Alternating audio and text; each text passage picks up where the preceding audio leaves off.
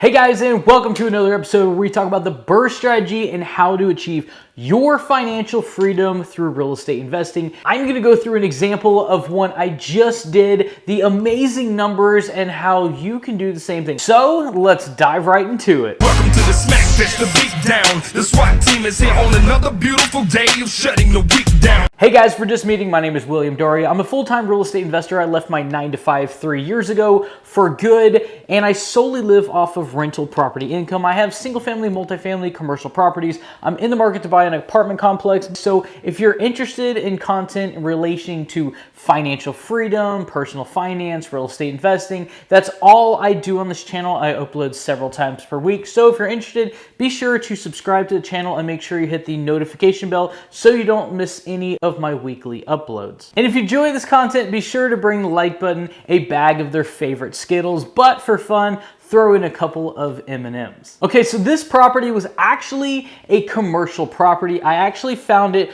on a website. It was like Zillow.com, but it's called loopnet.com. It's a commercial website for only commercial properties, and it's loopnet.com. So if you have not seen that, be sure to check it out. And if you get anything from this video, now you have a good new website of fresh inventory. So if it's not on Zillow, it's going to be on LoopNet if it's a commercial property, most likely. So this place had been on the market, guys, for up to or over 1 year. Okay, it was a church, okay? And I looked at it as a building. I said, what could this building potential be? And the potential was huge, okay? They started with about $750,000 asking, came down to $550,000, then came down to $400,000. They're like, get rid of this, give me an offer. And I'm thinking, I would pay $400,000 so fast for this place. But I said, this guy has dropped price so many times, I'm going to come in and offer him $360.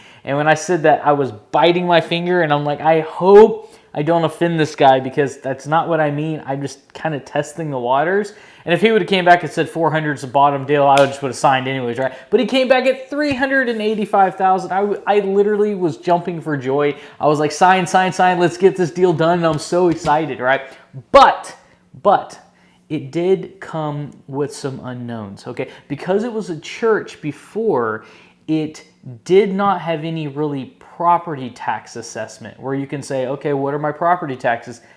Because since it was built, they were paying 0.0000000. So I really had to look at the county and figure out what they're charging, and I have to figure out who am I paying and what I'm going to be paying based off of a formula, not from experience, or not from the past, I should say. So that was a little bit nerve-wracking, because this was my very first deal. I did not, by the way, buy this as an investment property. I bought this for a motorcycle dealership I had at the time. I was running out of there, okay? So this place also was only operating a couple days per week. As far as the electric bill, I really didn't have an idea.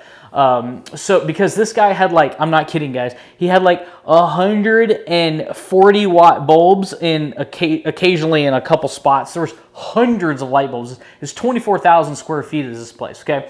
But like, he was already paying, like, you know, in the 4 digits per month, and he was only running a couple days a week. But I was going to run 6 days a week, and I didn't want my electric bill being $7,000 a month, okay? Because that's kind of what the math was going to say it was going to be.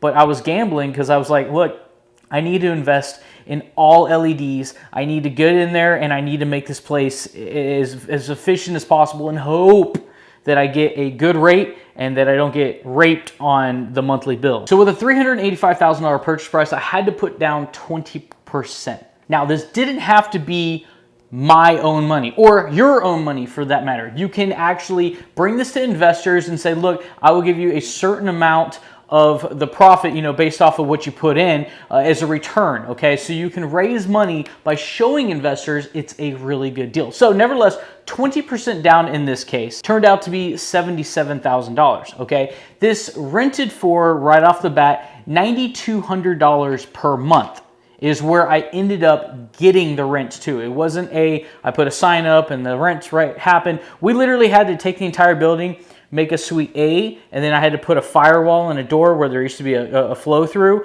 and then I had to make a suite B, okay? And I rented this place after I ran my business out of it for a number of years, okay? 5 years later, when I just completed my first BRRRR on a commercial property, it appraised based off of the rents, okay, at $1,050,000. They're not willing to pay up to 75% on the cash out refi like majority of banks will, just because the area isn't a real high populated area. That was another risk I took.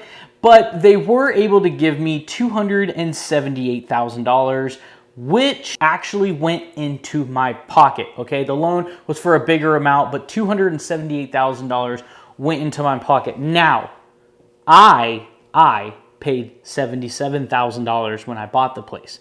They just gave me $278,000, okay? So I get to keep the building. They just gave me $201,000 more than I paid for the building in a down payment. And today, the cash flow is currently grossing $9,700 per month with a net of $4,850 a month. Now, there's going to be some vacancies, some property management, and some repairs minus that, but it's not too bad. Also, I went from a 30-year loan at 4.76% to a 20-year loan at 3.62%. Now, I always like to put all my loans at 30 year as long as I can. I'll do 40 year if I could. Okay, but this bank, because they were a small bank, because really a lot of other banks and credit unions didn't want to really give me any deal on these, so I didn't have a lot to choose from, so I had to end up going from a 30 year to a 20 year, even though I didn't want to. But the rate, in my opinion, was making up for that because I got a 3.62% where I was literally calling hard money lenders. Like, you can go out and call a hard money lender on a particular property, right? And I was getting offers of, hey, we'll give you $750,000 at a 7% interest rate for 30 years. And I'm like, oh my gosh, like those are the rates that you're going to get and you're going to hear, and you have to filter through them. Still run your numbers, and I'm running the numbers, and I'm thinking at 7%, I'm just giving away so much money. I just don't want to do 7%. What else is out there? And I didn't throw their paperwork away. I was like, I don't like it. I'll put you in the top left corner. But and I kind of filter through, because here's the thing. This is what they don't tell you. When you eventually make it in real estate, when your monthly income exceeds your bills, okay, where you don't have to work anymore for the rest of your life, okay, there's a problem. And they don't talk about this a lot, okay? A lot of the gurus and stuff online. The problem was, and I had to learn this the hard way, banks don't want to lend to you anymore because your DTI, your debt to income ratio, in their math, not your math that you're doing, but their math, they're not giving you credit for everything you're actually bringing in. So their math will always basically deny you. That's why all the big banks, you just cannot use them as a real estate investor. Now, when you're very first getting started, you might be able to use them a couple times. They're going to tell you no eventually. What they're going to tell you is you're going to need at least 2 years income on your LLC. So once you establish an LLC, not how long you've been doing it, but once you establish an LLC, it's going to be 2 years from that mark. Okay, but then because they'll do their, I call it crazy math because it's not real math to me. It's like, where are you coming up with these numbers? Because I can prove that these numbers are higher than you're showing me. And they won't be able to explain to you. They just do some crazy math in their back end, basically so they can deny you, okay? Big banks don't want to work with you if you're a real estate investor. Smaller credit union banks generally can, but private money is really the way to go. It's basically what's called DSCR lending. That's debt service coverage ratio lending. Basically, it's this. This pen's $100,000. It'll rent for $1,000 a month, okay? They'll look at that and they'll just look at the numbers on this deal. That's it, okay? They'll also look at your credit, okay? So your credit always, in every case, has to be decent, okay? okay? But they will look at this deal and they will look at the cash flow and they will make sure that this deal that they're funding makes sense. The money that's being paid out on it covers the loan that they're about to put on it, okay? Plus some. It needs to cover like 25% more than that, okay? But private money lending is where you'll end up going, okay? That's one of the things that I learned with this BRRRR process is banks are tough to use. Private money is really how you get going further on this. I know I went off on a little bit of a tangent with this, but I'm trying to get as much useful information out there to new investors, to people interested in financial freedom, because I am all about financial freedom, and anybody that I can help achieve it earlier, I want to, okay? That's what this channel is about. But these are the things I've noticed. I just knocked out 3 BRRRRs right off the bat. Boom, boom, boom.